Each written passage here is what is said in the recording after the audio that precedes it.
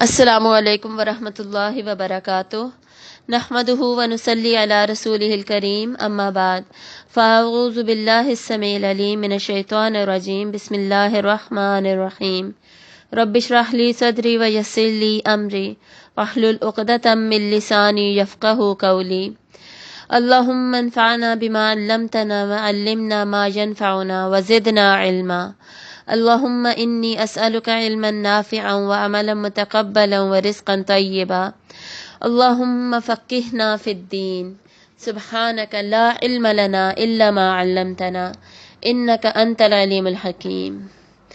سورۃ المدثر کی ابتدا کریں گے آج۔ سورۃ المدثر بھی مکی دور کے بالکل سٹارٹ میں نازل ہوئی، بلکہ اس سے جو پیچھے ہم نے سورہ ڈسکس کی تھی سورۃ المزمل، اس کے بعد نازل ہوئی تھی۔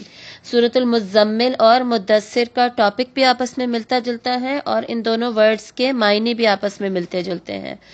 تو بیسیکلی پہلی چند وحی کے بعد آپ صلی اللہ علیہ وآلہ وسلم پر فطرت الوحی کا دور آیا۔ فطرت الوحی سے مراد کیا ہے کہ وحی، پہلی وحی جو تھی، پہلا جو وحی کا پیریڈ تھا، اس کے بعد ایک بریک آئی اور اس کے بعد پھر سورۃ المدثر نازل ہوئی۔ تو وہ جو بریک تھی وہ کچھ صحابہ کے مطابق 6 منتھس کی تھی، کچھ کے مطابق اس سے کچھ مہینے مزید آپ ایڈ کر لیجئے، اس سے زیادہ تھی۔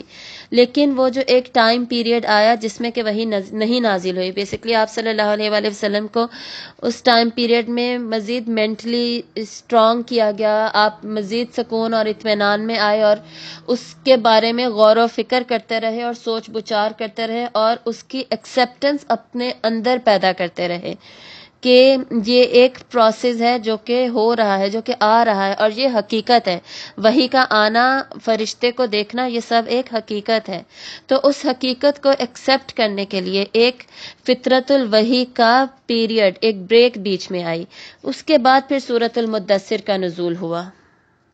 اس سورت کی 56 آیات ہیں اور اب اگر ہم اس کا موضوع دیکھیں تو اس میں ہم اسٹڈی کریں گے کہ قرآن کے ذریعے سے نتیجہ کن انذار کیسے کیا جائے اور نصیحت کس طریقے سے دی جائے، اور اس کے ساتھ ساتھ جو سننے والا ہے اس کی طرف سے نتیجہ کیا نکلنا چاہیے۔ بیسیکلی ایک طرف ہم دیکھیں گے کہ ان پٹ کس طرح دی جائے اور کیا دی جائے، مطلب دعوت کیسے کی جائے اور کیا، اور دوسری طرف نتیجہ کیا نکلنا چاہیے، اور وہ یہ ہو کہ اللہ، رسول اور آخرت پر ایمان یقینی لیول پر ہو، اور جو سننے والا ہے وہ سننے کے بعد ہدایت کا رستہ چن لے۔ تو اس پورے پروسیس کو ہم دیکھیں گے کہ ہم ان 56 آیات میں اسٹڈی کریں گے۔ اس کا جو فرسٹ سیکشن ہوگا 1 to 7 آیات، اس میں ہم یہی دیکھیں گے کہ داعی کو ان پٹ کیسے دینی چاہیے۔ داعی کے اندر ایک تو خصوصیات کیا ہوں گی جو ہم نے سورۃ المزمل کے سٹارٹ میں بھی پڑھی تھی کچھ، اس کے بعد اس نے پھر اس کی دعوت میں کیا کیا پہلو نمایاں ہونے چاہیے، کیا کیا خصوصیات ہونی چاہیے، کن پوائنٹس پہ فوکس ہونا چاہیے اور ہدف کیا ہونا چاہیے، یہ ہم دیکھیں گے۔ اس کے بعد سیکشنز ابھی سے دیکھ لیتے ہیں۔ 8 to 10 میں ہم دیکھیں گے کہ قیامت کا آنا یقینی ہے، تو پھر قیامت پر ایمان لے کر کیوں نہیں آتے۔ بیسیکلی داعی جو ہے وہ انذار سے بات سٹارٹ کرے گا، وارننگ سے بات سٹارٹ کرے گا، اور پھر قیامت کو انٹروڈیوس کرے گا کہ قیامت کیا ہے اور کتنی سختی ہوگی اس دن میں، اور اس کا آنے کو کوئی بھی ٹال نہیں سکتا۔ اس کے فوراً بعد جیسے باقی بھی ابتدائی وحی میں ہم نے دیکھا تھا کہ کسی نہ کسی دشمن کی مثال دی گئی، جیسے سورۃ العلق میں ابو جہل کی مثال ہے، سورۃ القلم میں ولید بن مغیرہ کی مثال ہے، اسی طرح اس سورت میں بھی ولید بن مغیرہ کی ہی مثال دی گئی ہے اور کافی تفصیل میں دی گئی ہے۔ تو اس ایک کریکٹر کو، یہ جو اس دشمن اسلام تھا، اس کو ہم تفصیل میں انشاءاللہ اس صورت میں اسٹڈی کریں گے۔ تو 11 سے 25 آیات، کافی زیادہ آیات میں اسی سے متعلق بات ہوگی، اور اس کے بعد 26 سے 31 آیات میں ہم دیکھیں گے جہنم کا ذکر۔ اس کے بعد 32 سے 52 آیات میں دوبارہ قیامت کا ذکر ہوگا، کیونکہ جو شروع کی وحی تھی نا، ان میں قیامت پر یقین کا بہت زیادہ ہمیں ذکر ملے گا۔ اس کی کیا وجہ ہے؟ کیونکہ جب تک قیامت پر یقین نہیں آتا نا، انسان کا عمل نہیں بدلتا۔ جب کسی کا عمل بدلنا ہوتا ہے نا، تو اس کے لیے توحید کا سبق ضروری نہیں ہے۔ توحید الگ طریقے سے ضروری ہے۔ توحید پر ایمان لانے کے بعد ضروری نہیں ہے کہ وہ انسان، اس کا اخلاق فوراً بدل جائے، وہ سب کے ساتھ عدل کا معاملہ کرنے لگ جائے، وہ جھوٹ بولنا چھوڑ دے۔ یہ سب خوبیاں، یہ سب چیزیں کب آتی ہیں انسان میں؟ جب وہ قیامت پر یقین رکھنے لگتا ہے، جب اسے پتہ چل جاتا ہے کہ جی بدلہ ملے گا، اسے اس کے ہر اچھے کا اچھا اجر ملے گا، اس کو ہر برے کی سزا بھی مل سکتی ہے، سزا ملے گی، تب وہ یہ ایک ایک چیز اپنے اندر سے نکالے گا، ایک ایک چھوٹی چھوٹی چیز پر فوکس کرے گا اور اپنے آپ کو مزید پالش کرے گا۔ اس لیے شروع کی ابتدائی جتنی بھی وحی نازل ہوئی اور جتنی بھی صورتیں ہیں شروع کی، ان سب میں آخرت پر، قیامت پر ہمیں بہت زیادہ بات ملے گی، کیونکہ ان لوگوں کا عمل بدلنا بہت زیادہ ضروری تھا۔ اور اسی سیکشن میں ہم دیکھیں گے جہنمیوں کے بارے میں ایک مکالمہ بھی ہوگا، ڈائیلاگ بیسکلی۔ جنتی جو ہیں وہ جہنمیوں سے پوچھیں گے تمہیں کیا چیز جہنم میں لے آئی، وہ بہت ہی ہولناک سا منظر ہے، وہ انشاءاللہ ہم اسٹڈی کریں گے۔ اس کے بعد 53 to 56 نمبر آیات پر کنکلوژن ہوگا، جس میں اللہ پر، قرآن پر اور آخرت پر ایمان کے اوپر بات مکمل ہو جائے گی۔ ٹھیک ہے، تو انشاءاللہ اب سٹارٹ کرتے ہیں آیت نمبر 1۔ یا ایھا المدثر، اے کپڑا لپیٹنے والے۔ خلاصہ یہ ہے کہ ایک دفعہ آپ صلی اللہ علیہ وآلہ وسلم جب وحی میں مذکورہ وقفہ جو آ چکا تھا، جس کا ابھی میں نے ذکر کیا، اس کے بعد غار ہیرا سے نیچے اتر رہے تھے، تو آپ صلی اللہ علیہ وآلہ وسلم کو اچانک ایک آواز سنائی دی، یا محمد صلی اللہ علیہ وسلم۔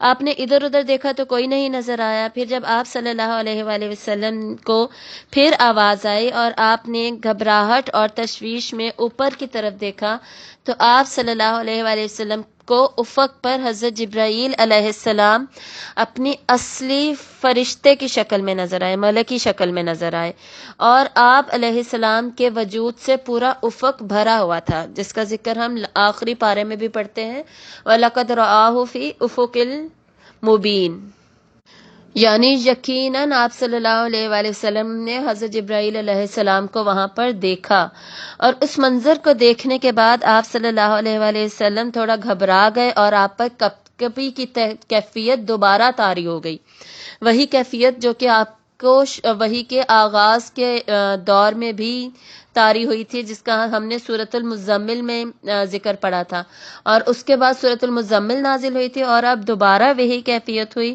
آپ صلی اللہ علیہ وآلہ وسلم گھر تشریف لائے اور اپنے اوپر کمبل، لحاف یا ایک چادر کو اوڑھ لیا، اور اسی حالت میں آپ صلی اللہ علیہ وآلہ وسلم پر اس سورت کی پہلی 7 آیات نازل ہوئیں، اور اسی لیے آپ صلی اللہ علیہ وآلہ وسلم کو یا ایھا المدثر کہہ کر پکارا گیا۔ اگلی آیت دیکھیے، قم فانذر، کھڑے ہو جائیے، پھر ڈرائیے، پھر انذار کیجیے، پھر خبردار کیجیے۔ قم، کھڑے ہو جائیے، یہ ہم آلریڈی پچھلی صورت میں پڑھ چکے ہیں کہ کھڑے ہو کر کرنا کیا ہے۔ قم اللیل الا قلیلا، کھڑے ہو کر کیا کیجیے؟ قیام کیجیے رات کو، تو کھڑے ہونا ہے۔ یہاں پہ دیکھیے قم کے فوراً بعد فا ہے، مطلب کہ کھڑے ہو کر کچھ کرنا ہے، اس کے بعد اگلا کام یہ ہے کہ اب وارننگ کیجیے، مطلب قم کہہ کے وہ جو سورۃ المزمل میں سارے احکامات تھے وہ ان سب پہ اب عمل ہو جانا چاہیے، وہ سب عمل ہو رہا ہے۔ اس کے ساتھ ساتھ اب اگلا سٹیپ کیا ہے؟ فانذر، اب خبردار کرنا شروع کیجئے۔ کیوں؟ کیونکہ پچھلی صورت میں روحانی تیاری، جو ذاتی پرسنل اسپریچول ڈیولپمنٹ تھی، وہ ہو چکی تھی، تو اب پھر خبردار کرنا سٹارٹ کیجئے، یعنی لوگوں کو پیغام پہنچانا شروع کیجئے۔ اور اس کا اب یہ سارا انذار سے ریلیٹڈ آگے سارا ٹاپک چلے گا، اس کا بھی انٹروڈکشن پچھلی صورت میں ہی آ گیا تھا۔ آیت نمبر 5 میں ہم نے دیکھا تھا اِنَّا سَنُلْقِي عَلَيْكَ قَوْلًا ثَقِيلًا، بے شک ہم عنقریب آپ پر ڈالیں گے قول، ایک کام، ایک بات بہت بھاری۔ تو وہ کیا کام تھا بہت بھاری؟ وہ یہ کام تھا بہت بھاری کہ آپ خبردار کیجئے۔ اور پچھلی صورت میں ہم نے یہ بھی پڑھ لیا تھا کہ پہلا کام خبردار کرنا کیوں ہے، خوشخبری دینا کیوں نہیں ہے۔ تبشیر اور انذار یہ دونوں ایک دوسرے کے اپوزٹ آتے ہیں نا، اور پورے قرآن کا جو فلسفہ ہے اس میں یہ دونوں چیزیں آئی ہیں کہ خوشخبری بھی دیجیے، خبردار بھی کیجیے، اور خصوصاً جہاں پر سارے رسولوں کا ذکر آتا ہے وہاں پہ سب کو مبشرین و منذرین دونوں القابات دیے گئے، بلکہ مبشرین پہلے کہا گیا، لیکن جو شروع کی وحی تھی ان میں انذار کا ہمیشہ پہلے ذکر کیوں آتا ہے اور انذار پر مین فوکس کیوں ہے؟ اور یہ قرآن مجید کا جو لاسٹ حصہ ہے سارا، جو یہ آخری ساری منزل ہے، اس میں تمام صورتیں، تقریباً تمام صورتیں وہی ہیں جو کہ نزول کے اعتبار سے شروع کی صورتیں بنتی ہیں، لیکن قرآن کی ترتیب کے اعتبار سے آخر میں آتی ہیں۔ تو ان سب میں انذار کا پہلو نمایاں ہوگا۔ ان کا جو اگر دیکھیں نا ہم کہ مین تھیم کیا ہے، تو وہ انذار ہی ہے۔ اب اس کی وجہ کیا کہ انذار سے یہ بات کیوں سٹارٹ کی؟ جیسے لاسٹ ٹائم میں نے اگزامپل دی تھی نا، وہی اگزامپل میں آپ کو دے کر دوبارہ بات شروع کرتی ہوں۔ اب آپ سمجھے کہ کچن میں ہم نے ایک کڑھائی میں رکھا ہوا ہے تیز گرم آئل، اور دوسری طرف رکھا ہوا ہے بچوں کے لیے بنا کے پکوڑے رکھے ہوئے تیار بالکل، اور بچوں کو بہت پسند ہے، آپ یہ سمجھیں۔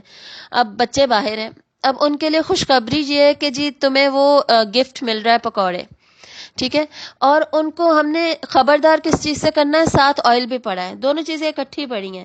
اب بچہ بھاگا بھاگا، اس نے اب چلنا تو ہے نا، رستے میں پہنچنا تو ادھر ہی ہے نا، تو وہ لینے کے لیے آ رہا ہے، تو آپ پہلے کیا کہیں گے؟ خوش ہو جاؤ بیٹا تمہارے لیے وہ پکوڑے پڑے لے لو، یا پہلے آپ ڈرائیں گے دھیان سے بچے وہ آئل پڑا ہے اس کے پاس نہ جانا اور پھر پکوڑے لے لینا؟ ایسے ہی ہوگا نا۔ اگر جب ہمیں دونوں چیزیں اکٹھی نظر آ رہی ہوں گی تو ہم پہلے خبردار کریں گے، اس کے بعد ہم خوشخبری کی بات کریں گے۔ کیوں؟ کیونکہ وہ جو خبردار کرنے والی جو چیز تھی نا، اس کا جو امپیکٹ ہوگا، اس کا جو بعد میں ڈراوے والا سسٹم ہوگا جس سے ہم ڈریں گے، وہ زیادہ خوفناک ہے۔ اور خوشخبری تو ہمیں پتہ ہے کہ پھر مل ہی جانی ہے۔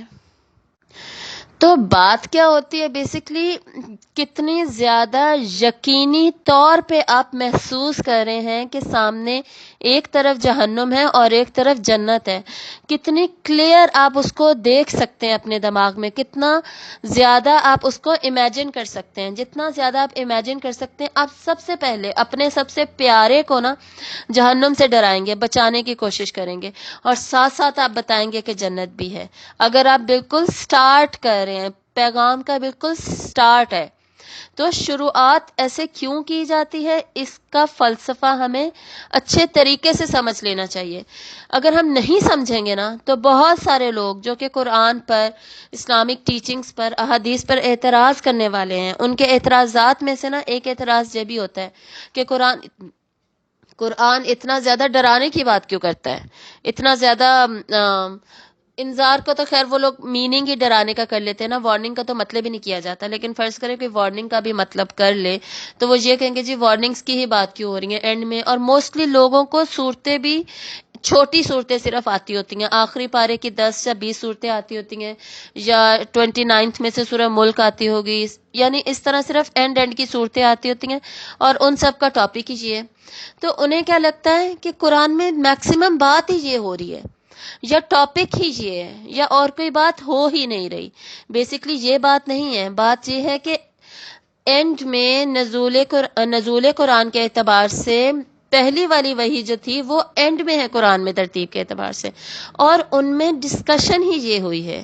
باقی ڈسکشن آخرت پر ایمان جیسے ہم نے اینڈ میں پڑھ لیا انذار کے اعتبار سے، اس کے بعد پھر توحید کا ذکر اور رسالت کا ذکر ہمیں زیادہ شروع میں ملے گا، اس کے بعد احکامات کا نچوڑ ہمیں مڈ میں ملے گا۔ تو ہمیں بیسکلی قرآن مجید میں ہر چیز ملے گی، لیکن جن لوگوں کو صرف آخری صورتیں یاد ہوتی ہیں اور ان کو تھوڑا بہت سمجھ بھی آ رہا ہوتا ہے، تو ان کے ذہن میں کیا ہوتا ہے کہ قرآن صرف ڈرانے کی بات کر رہا ہے، تو وہ لوگ پھر اس مزید پڑھنا ہی نہیں چاہتے، آلریڈی وہ پہلے ہی گھبرا جاتے ہیں۔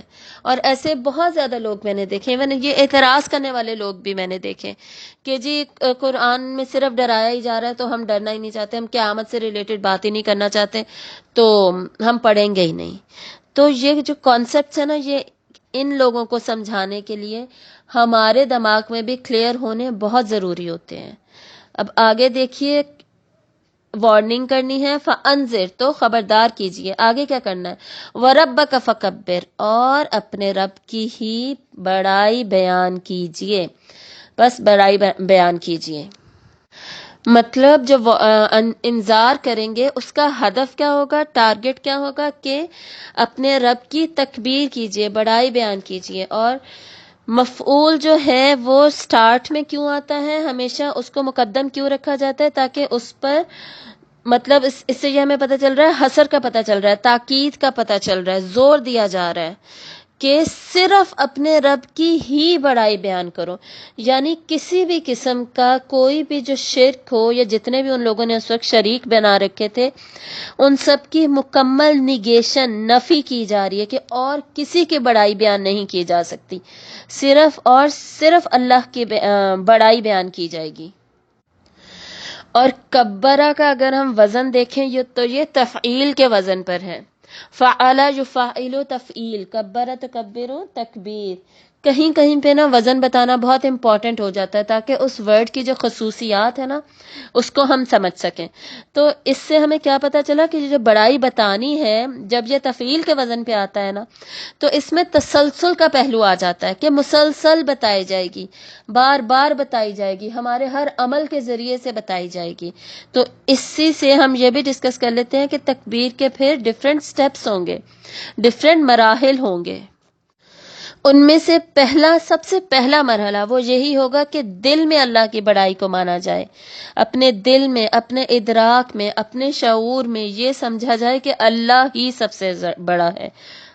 اللہ تو بذات خود ہے ہی سب سے بڑا، ہم مانتے ہیں یہ، لیکن کیا زمین میں اللہ تعالیٰ کی بڑائی کو عملاً تسلیم بھی کیا جا رہا ہے کہ نہیں؟ تو اگلا ہمارا مرحلہ یہ ہوگا اس کو تسلیم کروانا. اور یہ مرحلے کن کے لیے ہیں؟ ان کے لیے جو کہ انذار کر رہے ہیں. اور انذار کون کرتا ہے؟ داعی، جو دعوت دیتا ہے، جو تبلیغ کرتا ہے. تو جیسے ہم نے پہلے ہی پڑھ لیا تھا، یہ پہلا سیکشن جو ہے یہ سارا دعوت دینے والے کی خصوصیات اور اس کے کام اور اس کے ہدف سے ہی ریلیٹ کرے گا. تو دوسرا مرحلہ ہوگا زبان کے ذریعے سے اقرار کرنا اللہ کی بڑائی کا، اور اللہ کی بڑائی کو زبان کے ذریعے سے بیان کرنا. اور تیسرے مرحلے پر کیا ہوگا؟ عملی طور پر اللہ کی تکبیر کو شو کرنا. مطلب کہ اللہ کا جو قانون ہے، اللہ کی جو مرضی ہے، اس کو نافذ کر کے دکھایا جائے. اللہ سب سے بڑا ہے، اس کا کیا مطلب ہے کہ اللہ کی مرضی سب سے بڑی ہے، اسی کی چلے گی. میری مرضی سب سے بڑی نہیں ہے، کسی بھی انسان کی مرضی سب سے بڑی نہیں ہے. اگر کسی دنیاوی بادشاہ نے کوئی اپنے ملک میں قانون بنایا ہے کہ جی فلاں جرم کی سزا یہ ہے، تو کیا اس کا قانون چلے گا، یا جو اللہ نے قانون دیا تھا کہ نہیں اس جرم کی سزا یہ ہے وہ چلے گا؟ اللہ کا قانون چلے گا، اللہ کا قانون نافذ ہوگا. کیوں؟ کیونکہ اللہ سب سے بڑا ہے. میں نے کیا پہننا ہے یہ میں اپنی تہذیب کی بیسس پہ ڈیسائیڈ کروں گی، اپنی کنٹری کی بیسس پہ، یا میرے والدین جو کہتے تھے اس کی بیسس پہ ڈیسائیڈ کروں گی، اپنی مرضی کی بیسس پہ ڈیسائیڈ کروں گی، یا جو اللہ نے کہا ہے اس کی بیسس پہ، جو اللہ نے کہا ہے اس کی بیسس پہ. کیوں؟ کیونکہ اللہ سب سے بڑا ہے. میرے والدین بڑے نہیں ہیں، میری مرضی بڑی نہیں ہے، میری تہذیب، کلچر اور میرا معاشرہ اور میرا ملک بڑا نہیں ہے، اللہ بڑا ہے.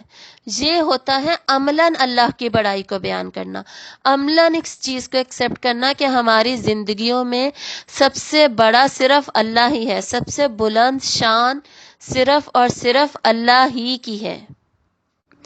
اکثر ہم مسلمان دل سے مان رہے ہوتے ہیں، زبان سے بھی تکبیرات پڑھ رہے ہوتے ہیں، اللہ اکبر اللہ اکبر، عید پہ تکبیرات پڑھ رہے ہوتے ہیں، اور مختلف مواقع پر ہم تکبیرات پڑھ رہے ہوتے ہیں، نماز کے بعد پڑھ رہے ہوتے ہیں، اقامت میں پڑھ رہے ہوتے ہیں، نماز میں پڑھ رہے ہوتے ہیں. لیکن جب اس پہ عمل کرنے کی بات آتی ہے تو ہم اس سے ہٹ جاتے ہیں. اس میں پھر کیا ہوتا ہے؟ ہم اپنی مرضی شامل کر لیتے ہیں. تو اس آیت میں ہے کیا؟ وَرَبَّكَ فَكَبِّرْ، اور اپنے رب کی بڑائی بیان کرو. یہاں پر رب کا لفظ کیوں آ رہا ہے؟ اللہ بھی تو لکھا ہو سکتا تھا نا. دوبارہ سے ہمیں اپنا رشتہ اللہ تعالیٰ کے ساتھ یاد کروایا جا رہا ہے کہ ہم کیا ہیں؟ عبد، اللہ کے بندے ہیں، اللہ کے غلام ہیں. اللہ کون ہے؟ رب ہے. رب تو وہ ہے، ہم تو عبد ہے. تو پھر مرضی کس کی چلے گی؟ یہ تو آلریڈی ہم نے سورۃ الفاتحہ میں پڑھ لیا تھا نا. جو رب ہے پھر مرضی تو اسی کی چلے گی. عبد، غلام کا کیا کام ہے؟ وہ تو خریدا ہوا ہے، وہ تو جھکا ہوا ہے، وہ تو ہمیشہ جھکا ہوا رہے گا، اس کی مرضی نہیں چلے گی. اور پھر بھی ہماری لائف میں یہ سب نظر نہیں آ رہا ہوتا. تو بیسکلی اللہ کی کبریائی کو یہ سمجھتے ہوئے کہ اللہ ہمارا رب ہے، اس کی کبریائی کو عملی طور پر دنیا میں نافذ کرنا ہے اور اس کی جد و جہد میں لگے رہنا ہے۔ انذار میں ہم نے کیا کرنا ہے؟ اس جد و جہد میں لگنا ہے، اس کوشش میں اپنا تن من اور دھن کو کھپا کے رکھ دینا ہے۔ کیا نافذ کرنے کے لیے؟ کیا ثابت کرنے کے لیے؟ کہ اللہ کی بات سب سے اونچی ہوگی۔ کچھ لوگ ایسے ہوتے ہیں نا، آپ نے دیکھے ہوں گے، جو کہتے ہیں جی سارے دین برابر ہیں، سارے دین ایک جیسے ہیں، سارے چاہے کوئی کرسچن ہے، چاہے کوئی کچھ فالو کر رہا ہے، کوئی کچھ فالو کر رہا ہے، سب ایک جیسا ہے۔ اور یقیناً ایسے بھی لوگ دیکھے ہوں گے جو کہتے ہیں کہ سب سے بڑا مذہب کیا ہے؟ انسانیت کا، ہیومینٹی ہے جی سب سے بڑا مذہب، اور باقی سب کچھ بھی نہیں ہے۔ حالانکہ اللہ تعالیٰ نے کیا کہا ہے؟ اللہ تعالیٰ نے کہا ان الدین عند اللہ الاسلام، اللہ کے نزدیک سب سے بڑا دین، سب سے بڑا ہی نہیں، دین ہی اسلام ہے، ایک ہی دین ہے ہی وہ اسلام۔ اور سورۃ الانفال میں اللہ تعالیٰ نے کیا فرمایا؟ وَيَكُونَ الدِّينُ كُلُّهُ لِلَّهِ، اور دین تو کل کا کل ہی اللہ کے لیے ہے۔ تو پھر سارے برابر کیسے ہو سکتے ہیں؟ سارے ایک جیسے کیسے ہو سکتے ہیں؟ جو سب سے اچھا، اب ایک دنیا کا ایک بادشاہ ہے، اس کے اتنے سارے وزیر ہیں، اب وزیر کہیں کہ ہم اور بادشاہ برابر ہیں۔ دنیا میں تو یہ رول نہیں کوئی ایکسیپٹ کرتا۔ امریکہ میں جا کے آپ کہیں جی امریکہ اور پاکستان کے رولز برابر ہیں، ہم جو پاکستان میں رول تھا نا وہی امریکہ میں اپلائی کریں گے، وہ بھی نہیں ہونے دیں گے۔ تو اللہ کے لیے ہم پھر کیسے یہ سوچ سکتے ہیں کہ ہم کہیں کہ جی جو دنیا کے بادشاہوں نے رولز بنائے ہیں اور اپنے اپنے ریلیجن بنا لیے ہیں، کسی نے ہندوازم بنا لیا جی بتوں کی پوجا کیے جا رہے ہیں، آپ کہہ رہے ہیں کہ جی سارے ریلیجن برابر ہیں، تو وہ جو کسی انسان نے ہندوازم یا بدھزم یا پروفٹس کو اللہ کی اولاد بنا دیا، یہ سب، اور جو اللہ کا ایک توحید پر بیسڈ ریلیجن ہے، جو سچائی ہے، وہ سب پھر کیسے برابر ہو سکتے ہیں؟ وہ سب کیسے ایک جیسے سارے ہو سکتے ہیں؟ ہو ہی نہیں سکتے۔ تو جیسے دنیا میں بھی ہر ایک کا اپنا اپنا سسٹم، اتنی ساری میں نے اب ایگزامپلس دے دی، چلتے ہیں نا سسٹمز، وہ لوگ سنتے ہیں کسی دوسرے کی، تو پھر اللہ کا سسٹم کیوں نہ چلے؟ اللہ کی بڑائی دنیا میں قائم ہو کر رہے گی۔ رسول اللہ صلی اللہ علیہ وآلہ وسلم کے مشن کا جو پورا فلسفہ تھا نا، وہ اس ایک چھوٹی سی آیت میں بیان کر دیا گیا، وَرَبَّكَ فَكَبِّرْ۔ تو اس آیت کو جو لوگ اس طرح کی آیات کو مطلب صرف اتنا بیان کر دیتے ہیں نا کہ بڑائی کیجئے، بس اللہ اکبر پڑھ لیجئے، تکبیرات پڑھ لیجئے بس، تو یہ آیت اٹس سیلف اس آیت کے ساتھ زیادتی ہے کہ آپ نے اس میسج کو اتنا ریڈیوس کر دیا، اتنا کم کر دیا، اس کی ویلیو کو اتنا کم کر دیا، اور اس میں سے جو مین پوائنٹ نکلتا تھا، جو کرکس نکلتا تھا، جو عمل کی بات نکلتی تھی، جس نے زندگی بدلنی تھی، اس پہ بات ہی نہیں کی۔ تو بڑائی بیان کرنی کیسے کرنی ہے ہم نے، اس کو اب ہم نے اچھے طریقے سے سمجھ لینا ہے۔ وَثِيَابَكَ فَطَهِّرْ، اور اپنے کپڑے پس پاک رکھیے۔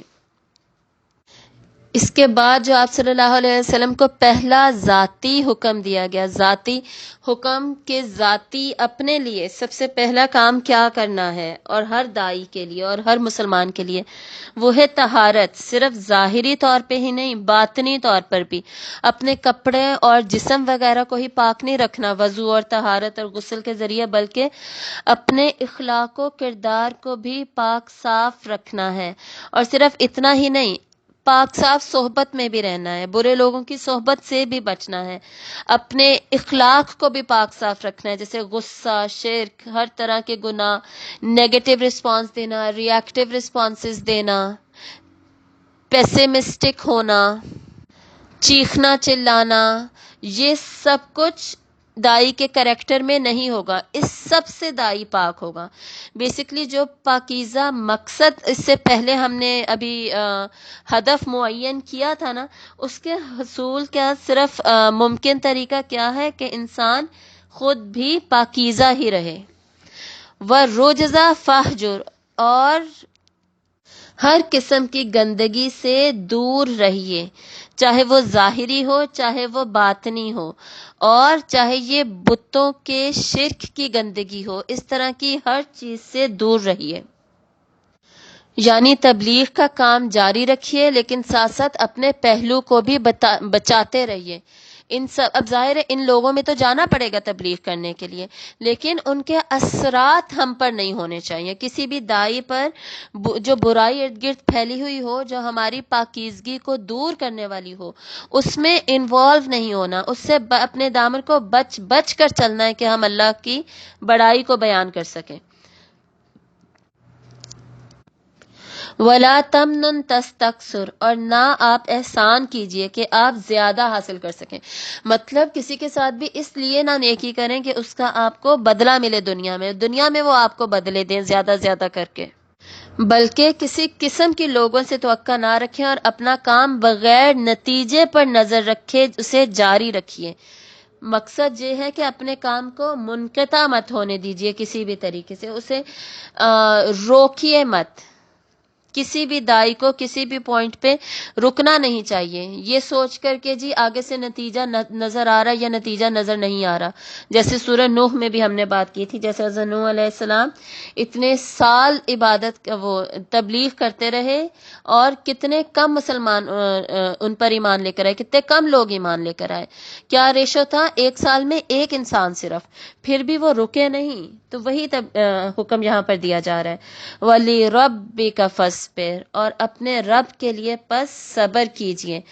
یعنی اللہ تعالیٰ کی خاطر اپنے مشن میں ڈٹے رہیے اور صبر سے کام لیجئے. یہ لوگ آگے سے تانے دیں، باتیں کسیں، الزامات لگائیں، ان سب پر صبر و تحمل کا مظاہرہ کیجئے. اور جیسے ہم نے پچھلی صورت میں بھی پڑھا تھا کہ صبر کے ساتھ ساتھ انہیں وَاهْجُرْهُمْ هَجْرًا جَمِيلًا، اچھے طریقے سے انہیں چھوڑیے، اچھے نوٹس پہ بات مکمل کیجیے تاکہ دوبارہ ان سے جب ملاقات ہو تو وہیں سے دوبارہ بات اٹھائی جا سکے. یہاں پر فرسٹ سیکشن مکمل ہوتا ہے. ہم نے کیا دیکھا کہ قیام سے جو بات شروع ہوئی تھی، قیام اللیل سے بات شروع ہو کر انذار کی طرف گئی کہ اب لوگوں کو اوپنلی پیغام دیجیے. اور پیغام میں ہمارا ٹارگٹ کیا ہوگا؟ آپ صلی اللہ علیہ وسلم کا اور ان کے ذریعے سے پھر ہم سب کا، کہ اللہ کی بڑائی بیان کریں اور اس کو نافذ کر کے دکھائیں. اور اس کے لیے پھر سٹیپس کیا ہوں گے؟ ہر طرح کی برائی سے، گندگی سے، اخلاقی ہو، ظاہری ہو، باطنی ہو، اس سب سے دور رہیں اور اپنے آپ کو پاکیزہ ہی رکھیں. اور ان سے، لوگوں سے کسی قسم کی کوئی توقع نہ رکھیں، بلکہ اللہ تعالیٰ کے لیے صبر کا مظاہرہ کرتے رہیں اور اس مشن کو کہیں بھی منقطع نہیں ہونے دینا. مطلب اب یہ ذمہ داری آپ صلی اللہ علیہ وسلم کو کیا کہا جا رہا ہے کہ اب آپ صلی اللہ علیہ وسلم کو یہ ذمہ داری دے دی گئی تو اب یہ چلتی ہی رہے گی، یہ کہیں پہ بھی رکے گی نہیں. اور ہمارا بھی کیا کام ہے؟ امر بالمعروف اور نہی عن المنکر کا کام ہم کبھی چھوڑ سکتے ہیں؟ نہیں، ہماری بھی یہی ذمہ داری ہے. ہم سب کی یہ ذمہ داری ہے کہ ہماری زندگی میں سے یہ ٹاپک مکمل طور پہ نکل سکتا ہی نہیں. کسی نہ کسی طریقے سے، کسی نہ کسی حال میں اس پر ہم نے عمل کرتے ہی رہنا ہے. اب آگے دیکھیے آیت نمبر 8، فَإِذَا نُقِرَ فِي النَّاقُورِ، پھر جب پھونکا جائے گا سور میں. نقیرہ کا مطلب ہوتا ہے کہ ایک بلند خوفناک آواز کے ساتھ پھونکا جائے گا، کہ ایک تو وہ جو انسٹرومنٹ ہوگا سور جس کے اندر پھونکا جائے گا اس کی اپنی آواز ہوگی، دوسرا جو پھونکنے والا فرشتہ ہوگا اس کی اپنی ایک آواز ہوگی، اور دونوں آوازیں مل کر اس سور کی آواز کو، وہ جو انسٹرومنٹ ہوگا جس میں پھونکا جائے گا اس کی آواز کو بہت ہی زیادہ خوفناک کر دیں گے اور بہت لاؤڈ کر دیں گے. فَذَلِكَ يَوْمَئِذٍ يَوْمٌ عَسِيرٌ، تو وہ اس دن ہوگا سخت، دشوار، انتہائی مشکل دن ہوگا، جس کی مشکل ہونے کا ذکر ہم نے پچھلی صورت میں پڑھ لیا تھا. بیسیکلی اس صورت میں اور پچھلی صورت میں بہت زیادہ متشابہات ہیں، ملتی جلتی چیزیں ہیں. تو اس میں ہم نے کیا پڑھا تھا؟ اتنا مشکل ہوگا وہ دن کے بچے کو بڑا کر دے گا. تو یہاں پہ ہم کیا پڑھ رہے ہیں؟ علی الکافرین غیر یسیر، کافروں پر آسان نہیں ہوگا، مطلب ان پر بہت زیادہ مشکل ہوگی اس دن کی وجہ سے. مطلب یہ کہ آیت نمبر 8 to 10 میں کہا کیا جا رہا ہے کہ قیامت کا آنا یقینی ہے، تو اس کے لیے پھر تم سب تیاری کر لو اور اپنے عمل کو بدل لو.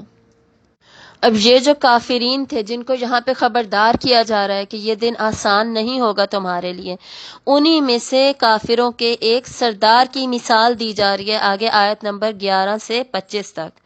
ذرنی ومن خلقت وحیدا، چھوڑ دو مجھے اور جسے پیدا کیا میں نے اکیلا۔ کس کی بات ہو رہی ہے؟ ولید بن مغیرہ کی، جو کہ قریش کے جو قبیلہ تھا بنو مخزوم، اس کا سردار تھا، انتہائی امیر شخص تھا، یعنی مکہ کے جو سردار تھے نا ان امیروں میں سے بھی امیر ترین شخص تھا، اور انتہائی معزز سمجھا جاتا تھا، اور بہت زیادہ مشہور تھا، اور بہت بڑا شاعر بھی تھا۔ صرف یہی نہیں، دیالو بھی بہت زیادہ تھا، کھانا بہت کھلاتا تھا، خصوصاً حج کے سیزن میں یا اور جب بھی کوئی مسافر وغیرہ آتے تھے، مسافر خانہ اس نے بنا رکھا تھا جس میں ہر وقت ایک چراغ روشن ہوتا تھا، جس سے یہ میسج دیا جاتا تھا کہ جی یہ ہر وقت کھلا ہے، کسی بھی ٹائم کوئی بھی آ سکتا ہے، یہاں پہ اسٹے کر سکتا ہے، کھانا پینا کھا سکتا ہے۔ اور اس کے بارے میں مشہور تھا کہ جو خانہ کعبہ کا جو قصوہ تھا، کور تھا، وہ ہر سال چینج ہوتا تھا، اس وقت بھی چینج ہوتا تھا۔ حضرت ابراہیم علیہ السلام کے زمانے کے بعد سے کچھ روایات ان میں قریش میں مکہ میں چلتی آ رہی تھی، تو ایک سال جس قریش کے سارے سردار مل کر اس کو چینج کرواتے تھے، اتنی اس کی قیمت ہوتی تھی، اور ایک سال صرف یہ چینج کرتا تھا، صرف یہ خرچہ کر کے چینج کرتا تھا اپنے پرسنل خرچے پہ، تو اتنا امیر تھا یہ۔ اور اسی وجہ سے ولید بن مغیرہ کا نام وحید بھی پڑ گیا تھا۔ وحید مطلب واحد سے، واحد مطلب ایک، یعنی دی اونلی ون، جو کہ یہ اکیلا یہ کام کر سکتا ہے۔ تو اس آیت میں اللہ تعالیٰ اس کو اسی کا نام بگاڑ کر بلا رہے ہیں، کیوں؟ کیونکہ یہ سن کر قرآن مجید اور اس کی سچائی کو جان کر سمجھ چکا تھا، یہ جان چکا تھا، لیکن پھر بھی ایمان نہیں لایا۔ کیوں؟ یہ ابھی ہم ان آیات میں پڑھیں گے۔ اور آپ کو یاد ہوگا کہ سورۃ القلم میں بھی درمیان میں اسی شخص کا ذکر آیا تھا، جو ہم نے اخلاق کی برائیوں سے ریلیٹڈ پڑھا تھا، فَلَا تُطِعِ الْمُكَذِّبِينَ، وہاں سے سَنَسِمُهُ عَلَى الْخُرْطُومِ، ان قریب ہم اس کی ناک پہ داغ لگائیں گے، یعنی ان قریب اس کو سزا ملے گی۔ وہاں پہ بھی اسی کی بات تھی۔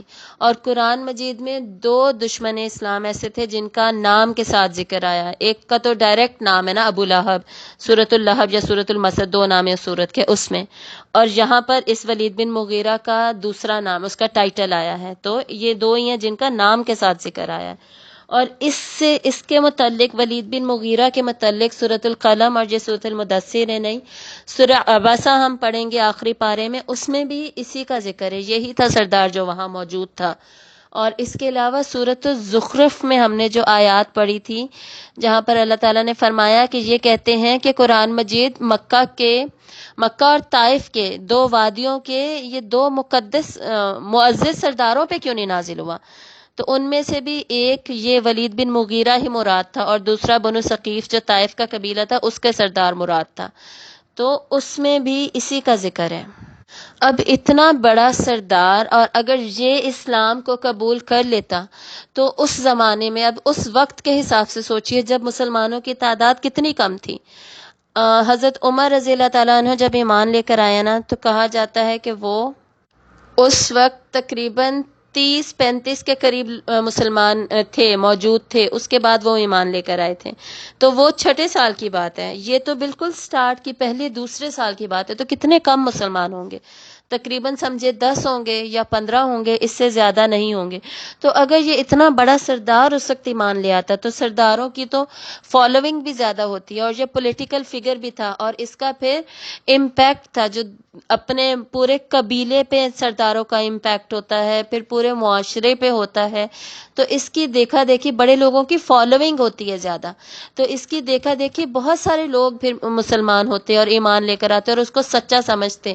اگر یہ کہہ دیتا کہ جی یہ سچا ہے تو سارے اس کو آسانی سے مان سکتے تھے، لیکن ہوا کیا، ایک دفعہ اس نے آپ صلی اللہ علیہ وآلہ وسلم سے ملاقات کی، آپ صلی اللہ علیہ وسلم کو لالچ دینے کے لیے۔ بیسیکلی سارے سرداروں نے خود اس کو بھیجا کہ تم جا کے بات کرو اور آپ صلی اللہ علیہ وسلم کو بولو کہ جی یہ میسج نہ دیں، اس کو ختم کر دیں، ہم آپ کو دولت دیں گے یا جو آپ کو چاہیے ہم دیں گے، کوئی عہدہ چاہیے ہم آپ کو وہ دیں گے، عورت چاہیے ہم آپ کو وہ دیں گے، جو آپ کی خواہش ہے ہم آپ کو دیں گے، بس یہ ختم کر دیجیے، یہ تبلیغ یہ دعوت کا کام یہ ختم کر دیجیے۔ تو آپ صلی اللہ علیہ وآلہ وسلم نے اس کو قرآن سنایا، سورہ غافر کا بالکل جو ابتدائی آیات ہیں، اور وہ کتنی خوبصورت آیات ہیں، ان میں اللہ تعالیٰ کے کتنے پیارے اسماء الحسنی ہیں، وہ آپ صلی اللہ علیہ وآلہ وسلم نے اس کی تلاوت فرمائی، اور آپ صلی اللہ علیہ وآلہ وسلم اتنی خوبصورت آیات، اور وہ بھی آپ صلی اللہ علیہ وآلہ وسلم کی خوبصورت آواز میں، تو کتنا پر اثر ہوگا اور کیسا ماحول ہوگا۔ تو اس کے اوپر بہت زیادہ اثر ہوا یہ آیات سن کر، اور ایک دم سے بالکل میسمرائزڈ ہو گیا، جیسے بندہ کسی اور ہی دنیا میں چلا جاتا ہے۔ اور پھر اس نے کہا قرآن مجید کے بارے میں کہ یہ کسی جن اور انس کا کلام نہیں ہو سکتا، اس کے تو الفاظ میں اتنی زیادہ حلاوت ہے، مٹھاس ہے، اس میں تو دل نشینی ہے، خوبصورتی ہے، اور اس کلام نے تو سب کو جیت لیا ہے اور اس کو کوئی نہیں ہرا سکتا، اور یہ تو اتنا زرخیز ہے، یعنی اس معنی اور فوائد سے بھرا ہوا ہے، مطلب اس میں کچھ بھی بے مقصد نہیں ہے۔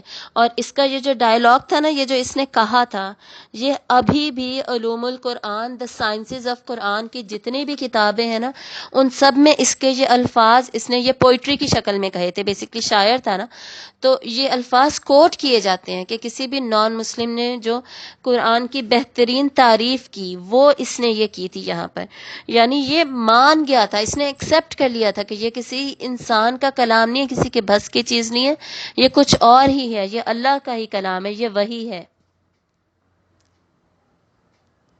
اور یہی کہتے کہتے یہ وہاں سے باہر نکلا، اور لوگوں نے بھی ظاہر ہے تھوڑی بہت سن لے لی، ادھر ادھر سن لیا، چھوٹا محلے وغیرہ ہی تو ہوتے تھے، تو ایک دم سے رومرز پھیل گئے، لوگوں میں یہ بات پھیل گئی کہ ولید بن مغیرہ اسلام قبول کر لیا، اس نے اسلام قبول کر لیا۔ تو یہی بات فوراً ابو جہل تک پہنچی۔ اب ابو جہل کون تھا؟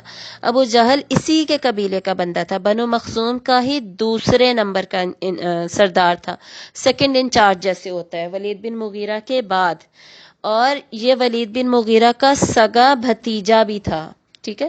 تو اس تک جب بات پہنچی تو اس نے کہا کہ مجھ پہ چھوڑ دو، میں دیکھ لیتا ہوں، یہ کیسے ہو سکتا ہے کہ جی میرے اپنے چچا اسلام قبول کر لیں۔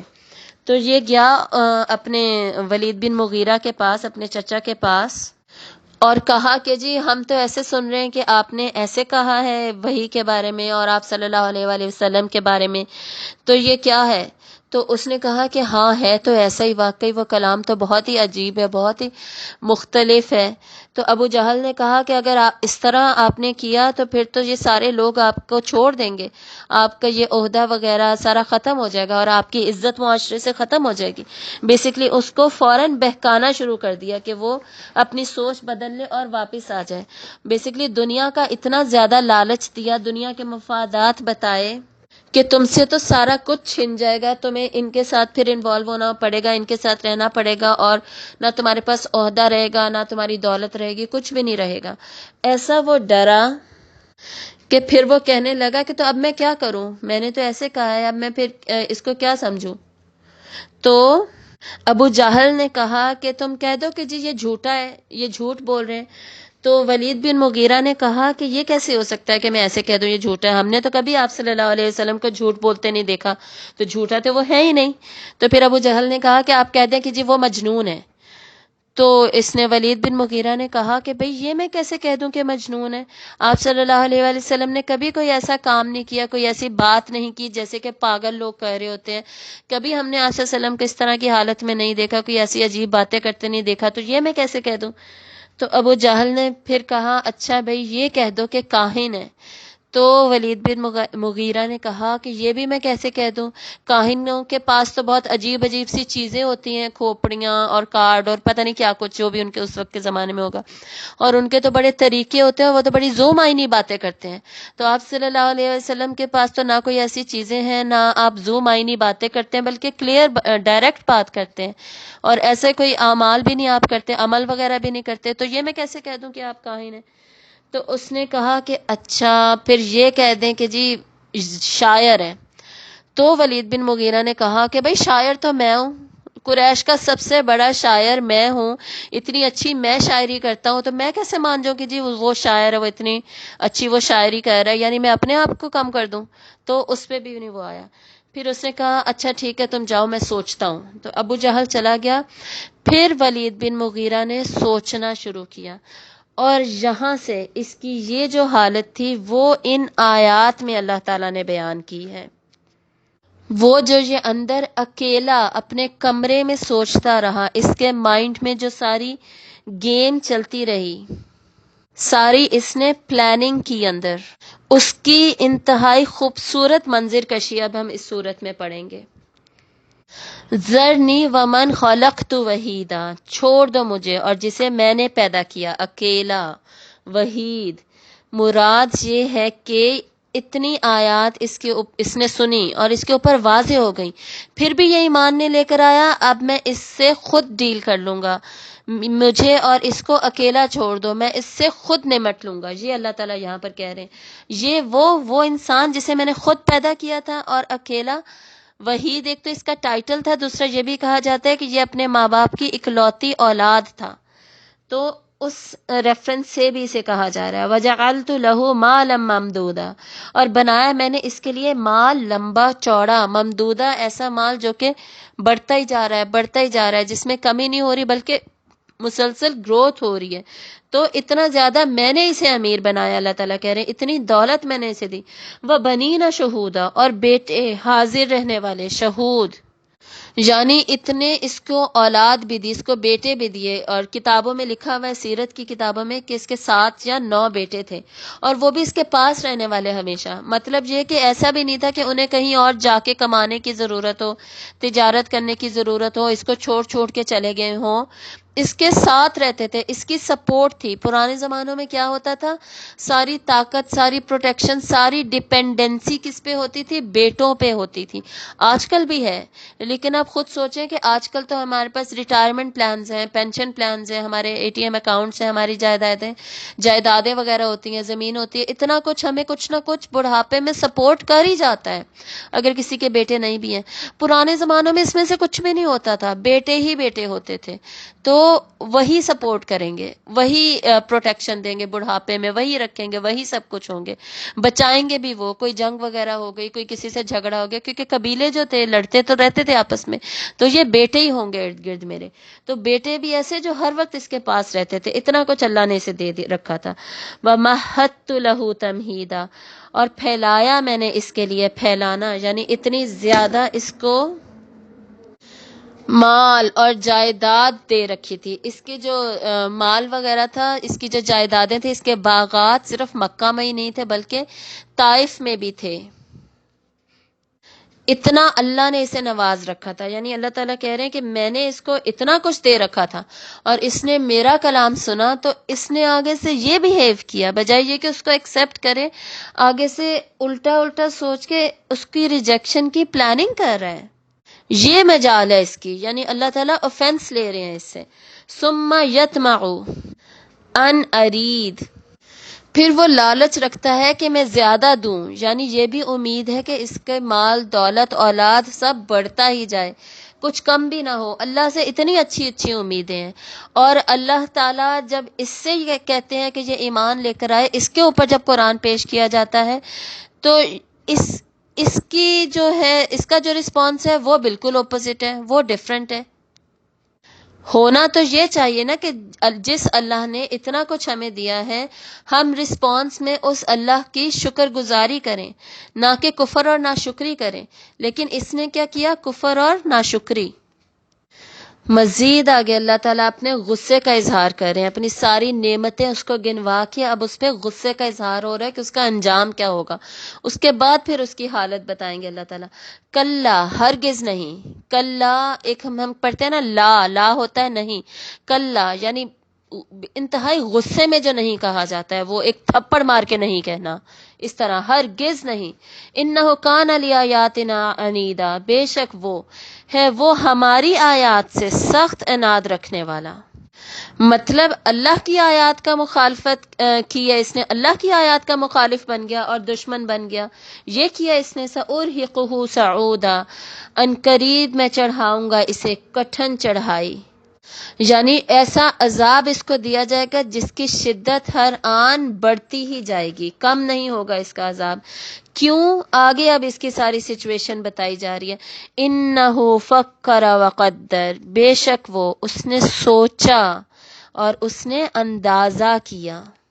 مطلب یہ جو سارا سین ہوا تھا، اس آپ صلی اللہ علیہ وسلم کے پاس سے نکلا، پھر اس نے قرآن کی تعریف کی، پھر لوگوں میں رومر پھیلا، پھر ابو جہل سے اس کا جو مکالمہ ہوا، پھر اس نے کہا کہ تم جاؤ ٹھیک ہے میں سوچتا ہوں۔ اب وہ یہاں پہ وہ والی سین اللہ تعالیٰ بتا رہے ہیں، سوچ رہا ہے یہ۔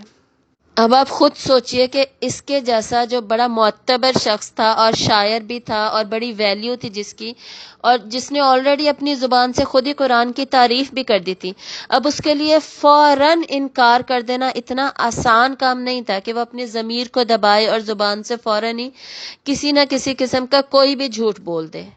اس لیے اب اس پریشانی کو اور شرمندگی کو بھی کہ اب میں کیا کروں کہ میرا کوئی نقصان بھی نہ ہو اور لوگ مجھ سے نفرت بھی نہ کریں اور میرا کوئی پولیٹیکل جو گینز مجھے مل رہے تھے وہ مجھ سے چھن نہ جائیں، اس پریشانی وغیرہ میں اس کی جو پوری کیفیت تھی نا، اس کی انتہائی خوبصورت تصویر کھینچی گئی ہے۔ انہو فکر وقدر، اس نے غور کیا اور کچھ اندازہ کیا۔ مطلب یہ کہ دل میں مسلسل پلاننگ کر رہا ہے کہ حق کو مان لینے سے کیا ہوگا یا نہ ماننے کا کیا نتیجہ ہوگا۔ اندازہ کرنا کیا ہوتا ہے؟ پروز اینڈ کونز کو دیکھنا کہ اگر میں یہ ڈیسیجن لوں تو کیا ہوگا اور یہ ڈیسیجن لوں تو کیا ہوگا۔ فَقُتِلَ كَيْفَ قَدَّرَ، پس ہلاک ہو جائے، قتل میں ہلاک ہو جائے، مطلب لعنت ہے اس پر۔ اور کیف قدر، کس طرح کا اندازہ کیا اس نے، یعنی کتنا غلط اس نے اندازہ ٹھہرایا، مارا جائے یہ، ہلاک ہو جائے۔ مطلب یہ کہ اس کے اندازے کے مطابق تو حق کو مان لینے میں سراسر نقصان ہی نقصان ہے، یہ اس نے فیصلہ کیا۔ تو اللہ تعالیٰ کہہ رہے ہیں کہ کتنا غلط فیصلہ کیا اس نے۔ ثم قتل کیف قدر، پھر ہلاک ہو، یعنی پھر لعنت ہو اس پر، کیسا غلط اندازہ ٹھہرایا اس نے، کتنا غلط اس نے پلاننگ کر کے جس نتیجے پر پہنچا ہے وہ کتنا غلط ہے۔ ثم نظر، پھر اس نے دیکھا، یعنی پھر تھوڑی دیر اس نے توقف کیا، جیسے ویٹ کرتے ہیں تھوڑی دیر، اور مزید گہری سوچ میں پڑ جاتے ہیں، اب مزید گہری سوچ میں چلا گیا۔ ثم عبس وبصر، پھر تیوری چڑھائی، جیسے ہم ماتھے کو ایسے کرتے ہیں نا، بل سے ڈالتے ہیں ماتھے کو، آنکھوں کو نیچے کر کے، وہ ہوتا ہے عبسا، جیسے ہم بچوں کو کبھی کبھی ایسے دیکھتے ہیں۔ وبصر، اور منہ بسورا، یعنی منہ کو ٹیڑھا میڑھا کیا، ایسے جیسے وہ غصے والا، انتہائی سنجیدگی والا امپریشن دینے کے لیے۔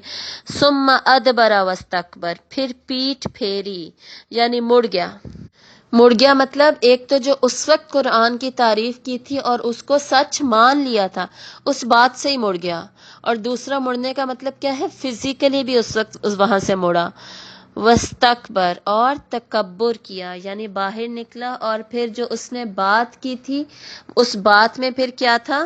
اس کا تکبر، اس کی چودراہٹ، اور اس سے پہلے کہ باہر جا کر یہ اعلان کرتا اور یہ کچھ بولتا، اللہ تعالیٰ نے یہ ساری آیات نازل کر کے اس کا سارا راز کھول دیا۔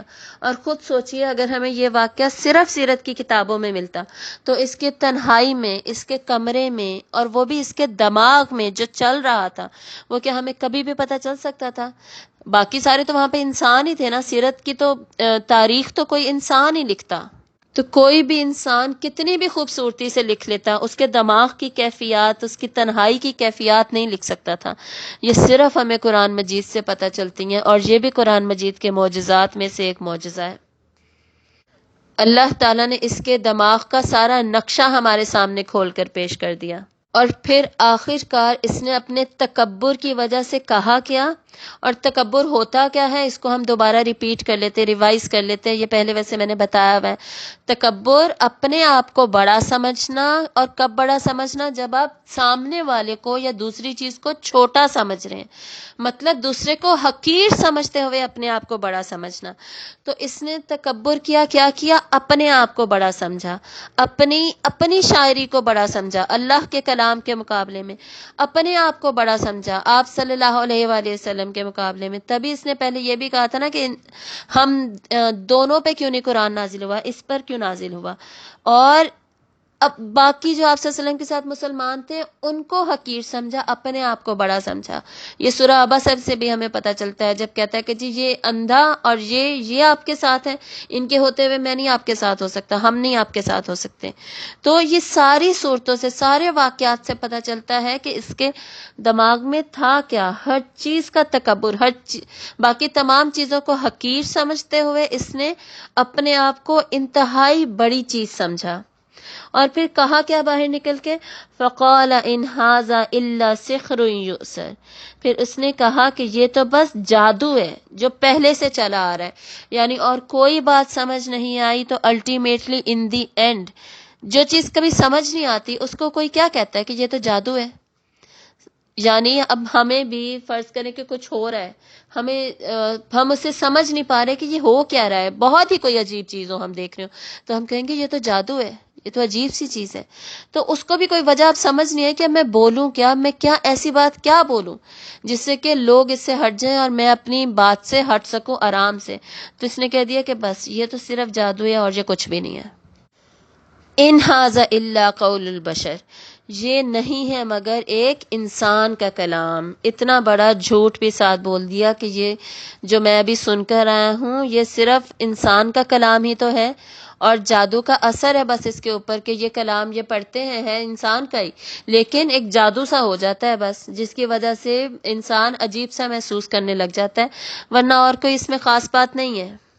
اور اس طرح اس شخص نے حق کو پہچانتے ہوئے جھٹلا دیا اور اللہ تعالیٰ کے غیظ و غضب کو دعوت دی۔ اسی غیظ و غضب کا آگے ذکر ہے، جہنم کا آگے ذکر ہے، آگے اگلے سیکشن میں، سیکشن نمبر 4 میں آیت نمبر 26 آنورڈ ہے، اسلیہ سقر، ان قریب میں جھونکوں گا اسے دوزخ میں، اس کو جس نے جانتے پہچانتے قرآن کو ریجیکٹ کیا۔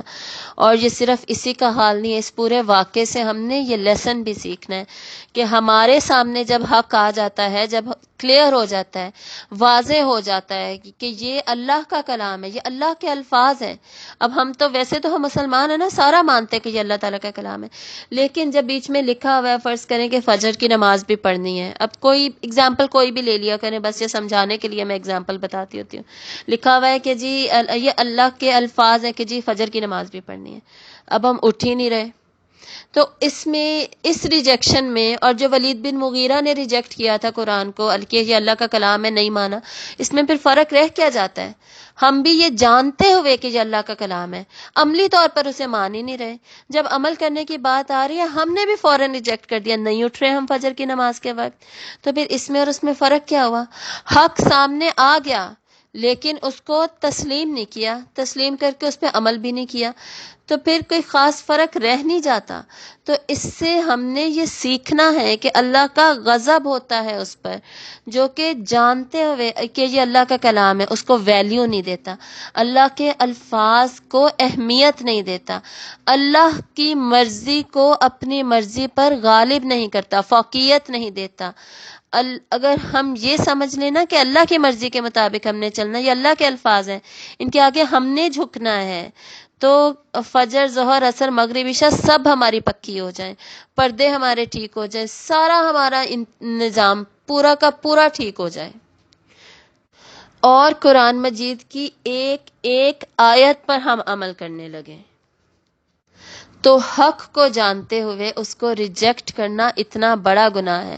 اور وجہ کیا تھی؟ اس کی کیا وجہ تھی؟ تکبر۔ تکبر کیا ہوتا ہے؟ دوسری چیز کو کمتر سمجھنا، تو ہم کیا کرتے ہیں جب ہمارے سامنے پردے کے احکامات آتے ہیں؟ ہم کیا کرتے ہیں؟ ہم اپنے معاشرے کو، اپنی جو فیشن ہے اس کو بڑا سمجھتے ہیں، یہ بڑا ہے، یہ ضروری ہے، یہ امپورٹنٹ ہے۔ جو اللہ نے کہا ہے وہ امپورٹنٹ نہیں ہے، وہ ضروری نہیں ہے، وہ بس وہ بعد میں ہے، یہ پہلے ہے، فیشن پہلے ہے۔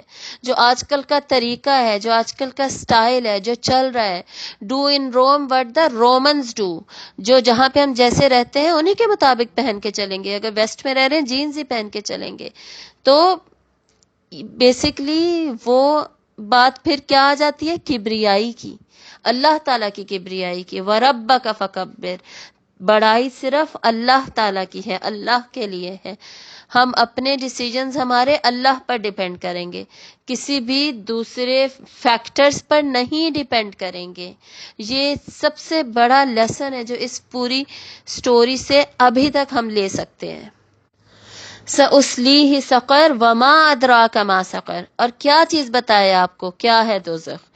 یعنی یہ پوچھا نہیں جا رہا، یہ ایسے کیوں کہا جاتا ہے وَمَا أَدْرَاكَ؟ سامنے والے کو سوچنے پر مجبور کرنے کے لیے، اور اس کی اٹینشن کو مزید گریب کرنے کے لیے کہ وہ سوچے اس بات پر کہ یہ ہے کیا، اور پھر کسی نتیجے پر پہنچے۔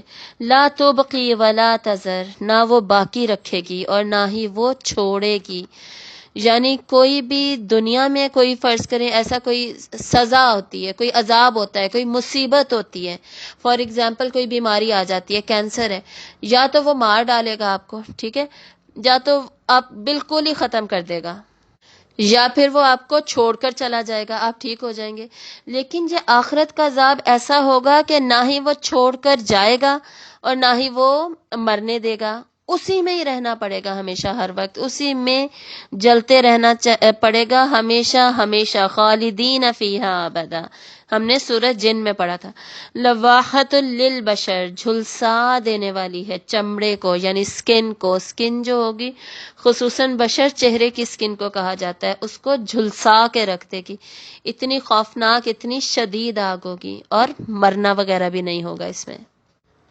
لا یموت ولا یحیا، یہ ہم سورۃ الاعلیٰ میں پڑھتے ہیں نا آخری پارے میں، کہ نہ اس میں زندگی ہوگی پھر اور نہ ہی موت ہوگی، یعنی کیا زندہ رہنا ایسی سزا میں، انتہائی شدید سزا ہوگی، عذاب ہوگا، اور مرنا ہوگا ہی نہیں اس میں۔ علیہا 19، یہ ایسی جہنم ہے جس کے اوپر 19 ہوں گے، 19 کیا؟ 19 فرشتے ہوں گے۔ وما جعلنا اصحاب النار الا ملائکہ، اور نہیں ہم نے بنایا نگران آگ کے مگر فرشتے، یعنی جہنم کے اللہ تعالیٰ نے نگران بنا رکھے ہیں، اور وہ کون ہیں؟ 19 فرشتے۔ اللہ تعالیٰ نے فرشتوں میں ڈفرینٹ رسپانسبلٹیز ڈیوائڈ کر رکھی ہیں، یہ اللہ تعالیٰ کے لشکر ہیں، اللہ تعالیٰ کی آرمیز ہیں، ان میں سے جہنم پر بھی 19 ہوں گے۔ وما جعلنا عدتهم الا فتنة للذین کفروا، اور نہیں بنایا ہم نے ان کی تعداد کو مگر ایک فتنہ، ایک ٹیسٹ، ایک آزمائش ان کے لیے جنہوں نے کفر کیا۔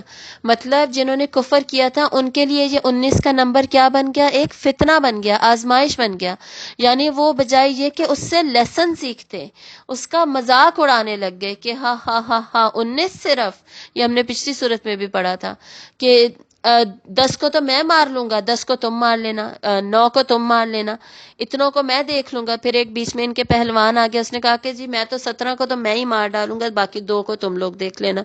اس طرح انہوں نے صحیح اس کا مذاق اڑایا، حالانکہ ان کو نہیں پتا تھا کہ اللہ نے فرشتوں کو کتنی قوت دے رکھی ہے، یا فرشتوں کی جو قوت ہے اس کو انسانوں کی قوت پر قیاس نہیں کیا جا سکتا۔ یہ حماقت ہے کہ ان کی قوت کو انسانوں کی قوت کی طرح سمجھا جائے۔ قوم لوط کو جب اللہ تعالیٰ نے تباہ کیا تھا تو حضرت جبرائیل کو اللہ نے بھیجا، انہوں نے کیا کیا تھا؟ ایک پر مارا تھا صرف زمین پہ، اور پوری قوم، پوری بستی اوپر جا کے الٹی ہو کر نیچے گری، مؤتفقات بن گئی، الٹی ہوئی ہوئی بستیاں، اور تباہ و برباد ختم ہوگی۔ اتنی سی ہی بس ضرورت تھی، اور یہ سمجھتے ہیں کہ یہ بچ سکیں گے، فرشتوں کو خود ہی ہینڈل کر لیں گے اور وہاں سے بھاگ جائیں گے۔ لِيَسْتَيْقِنَ الَّذِينَ أُوتُوا الْكِتَابَ وَيَزْدَادَ الَّذِينَ آمَنُوا إِيمَانًا، تاکہ یقین کر لیں وہ جو دیے گئے کتاب، اور زیادہ ہو جائیں وہ جو ایمان لائے، ایماناً ایمان میں۔ یعنی یہ 19 فرشتوں کا ذکر اس لیے بھی کیا جا رہا ہے یہاں پر. ایک مقصد یہ ہو گیا کہ کافر جو ہیں اس کے ذریعے سے ٹیسٹ میں پڑ گئے اور وہ فیل ہو گئے. دوسرا مقصد کیا ہے کہ جو اہل کتاب ہے، اوت الکتاب، جو اس سے پہلے قرآن سے پہلے کتاب دیے گئے یعنی تورات، انجیل، زبور، وہ یقین کر لیں. یعنی اس سے پتہ چلتا ہے کہ ان کی کتابوں میں بھی اس کا ذکر تھا کہ جہنم کے جو داروغہ ہوں گے، نگران ہوں گے، وہ 19 ہیں. تو انہیں بھی پتہ چل جائے کہ قرآن کے حقائق ان کی کتابوں کے حقائق سے میچ کرتے ہیں اور یہ فوراً ایمان لے آئیں. اور اور تیسرا پرپس کیا ہے؟ جو آلریڈی ایمان لا چکے ہیں، جو مسلمان ہیں، ان کے ایمان میں مزید اضافہ ہو.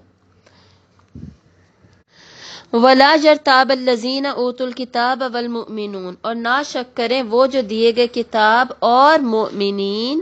وَلِيَقُولَ الَّذِينَ فِي قُلُوبِهِم مَرَضٌ، اور تاکہ کہیں وہ لوگ جن کے دلوں میں بیماری ہے، وَالْكَافِرُونَ، اور کافر. یعنی 19 کے بارے میں پڑھ کر، فرشتوں کے بارے میں پڑھ کر، ایمان والے جو ہیں ان کا تو ایمان اور مضبوط ہوگا. مضبوط ان کا ایمان کیوں ہوگا کہ جی یہ جب جہنم میں یہ کافرین ٹھونسے جائیں گے نا تو ان کو یہ فرشتے دیکھ لیں گے، یہ پھر باہر نہیں نکل سکیں گے، تو ان کو اور زیادہ خوشی ملے گی، اطمینان ملے گا مسلمانوں کو. کیوں؟ کیونکہ ان پر ظلم و ستم جو کیا جا رہا تھا، جب انہیں یہ پتہ چلے گا کہ الٹیمیٹلی وکٹری، جیت ان کی ہے، اور ان کے یہ جو ظلم کرنے والے لوگ ہیں، یہ کافر ہیں، یہ تانے دینے والے، ہنسنے مذاق اڑانے والے، ان کو اس میں پکڑ لیا جائے گا، تو پھر ان کے لیے تو ایمان میں زیادتی کا ذریعہ بنی نا یہ آیت، پھر یہ چیز. اور اسی طرح اہل کتاب کا میں نے بتا دیا کہ ان کے بھی اس سے ایمان میں اضافہ ہونا چاہیے اور ان کو حق کو تسلیم کرنا چاہیے. لیکن دوسری جانب وہ لوگ جن کے دلوں میں بیماری ہے، دلوں میں بیماری کن کے ہیں؟ سورۃ البقرہ میں ہم ہمیشہ پڑھتے ہیں نا، فی قلوبہم مرض فزادہم اللہ مرضا، کہ ان کے دلوں میں بیماری ہے تو اللہ نے زیادہ کر دیا انہیں بیماری میں. یعنی منافقین کا ذکر ہے. منافقین جو ہیں اور کفار جو ہیں وہ کیا کہتے ہیں ایسی آیات کو پڑھ کے؟ ماذا اراد اللہ بہذا مثلا، کیا ارادہ کیا اللہ نے اس مثال کے ساتھ؟ یعنی اللہ تعالیٰ نے یہ مثال کیوں دی ہے؟ یہ کیوں کہتے ہیں؟ مذاق اڑانے کے لیے یہ کہا جاتا ہے، مذاق اڑانے کے لیے، تانا دینے کے لیے کہ یہ کیا بات ہوئی، ایسے ہی اللہ تعالیٰ نے یہ کیا کہہ دیا، اس طرح بلا وجہ بے مقصد مذاق اڑانا. کذالک یضل اللہ من یشاء ویہدی من یشاء، اسی طرح بھٹکا دیتا ہے اللہ جسے وہ چاہتا ہے اور وہ ہدایت دیتا ہے جسے وہ چاہتا ہے. مطلب ایک ہی فیکٹ ہے، ایک ہی آیت دی گئی ہے، اسی کے ذریعے سے جن لوگوں نے اس پہ رسپانس نیگیٹو دیا، ان کے نیگیٹو رسپانس کی وجہ سے اللہ نے انہیں بھٹکا دیا، اور اسی آیت پر جنہوں نے پازیٹیو رسپانس دیا، اس کو ایکسیپٹ کیا، اس کو قبول کیا، اس پر عمل کیا، اللہ نے اسی کی بدولت ان کو ہدایت دے دی. اور سیم یہی آیات اس سے بہت زیادہ ملتی جلتی، تھوڑے تھوڑے ڈفرنس کے ساتھ سورۃ البقرہ کے بالکل سٹارٹ میں 30th آیت تک اس طرح کی یہ سیم آیت ریپیٹ ہو رہی ہوتی ہے جہاں پہ مچھر کا ذکر ہے. تو جو سورۃ البقرہ ریپیٹڈلی پڑھتے ہیں، جب فرسٹ پارہ پڑھتے ہیں تو ان کے ذہن میں یقیناً یہ آ گیا ہوگا ماذا اراد اللہ بہذا مثلا. آگے دیکھیے، وما یعلم جنود ربک الا ہوا، اور نہیں جانتا لشکروں کو آپ کے رب کے مگر وہی. یعنی اللہ کے لشکروں کی کیا قوت ہے، کیا طاقت ہے، کیا ٹاسک ہے، وہ کیا کر سکتے ہیں، کیا نہیں کر سکتے، یہ صرف اللہ جانتا ہے. یہ کافر اور منافقین نہیں جانتے.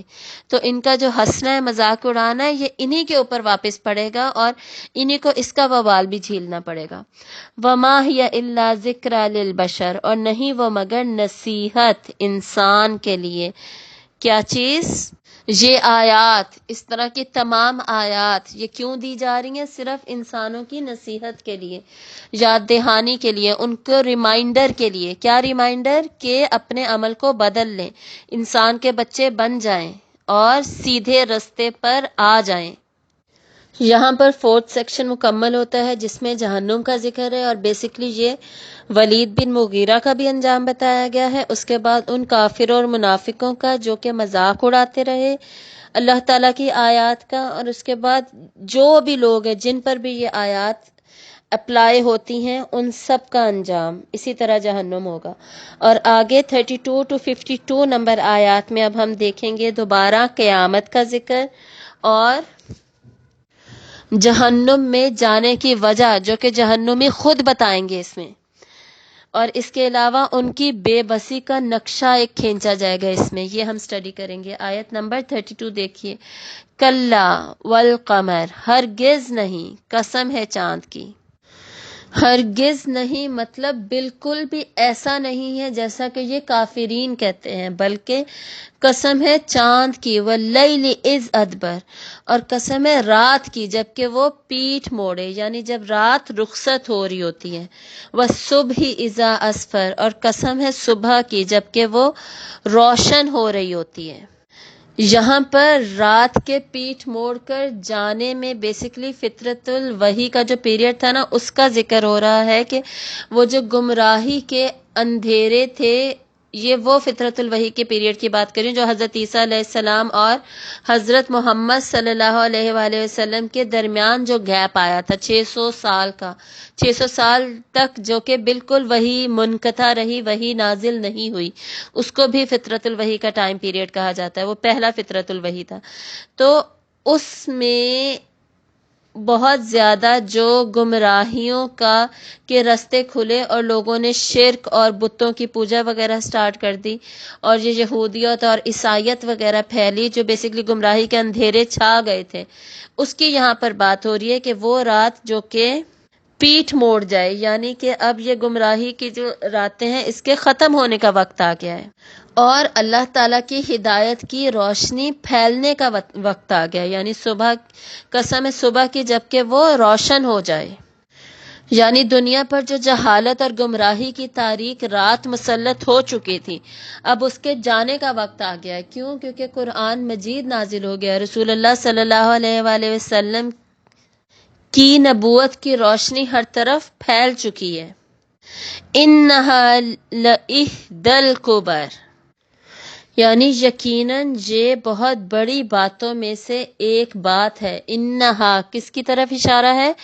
جہنم کی طرف۔ کیوں؟ کیونکہ پیچھے جہنم کا ہی ذکر ہو رہا تھا، یعنی جیسے چاند، رات اور صبح، ان سب کا آنا اور جانا اللہ کی روشن اور واضح نشانیوں میں سے ہیں، اور صاف ان کا آنا جانا نظر آ رہا ہے، اسی طرح جہنم بھی اللہ تعالیٰ کی ایک واضح نشانی ہے، ایک بڑی چیز ہے، جیسے چاند، صبح، رات، نذیرا للبشر، ڈرانے والی ہے انسان کو، جہنم ڈرانے والی ہے انسان کو۔ لمن شاء منکم ان یتقدم او یتأخر، اس کے لیے جو چاہے تم میں سے کہ وہ آگے بڑھے یا وہ پیچھے رہے، مطلب کہ یا تو وہ اپنے عمل کو چینج کر لے اور جو ہدایت کی روشنی دنیا میں پھیل رہی ہے اس کو چوز کر کے اس کی طرف آگے بڑھ جائے، یا پھر گمراہی کے اندھیروں میں ہی بھٹکتا رہے۔ یہ اب انسان کے اپنے اوپر ہے، اللہ نے اسے چوائس دے رکھی ہے، انسان کے اپنے اوپر ڈیپینڈ کرتا ہے کہ وہ خود محروم رہ جاتا ہے یا پھر وہ کامیابیوں کو پا لیتا ہے۔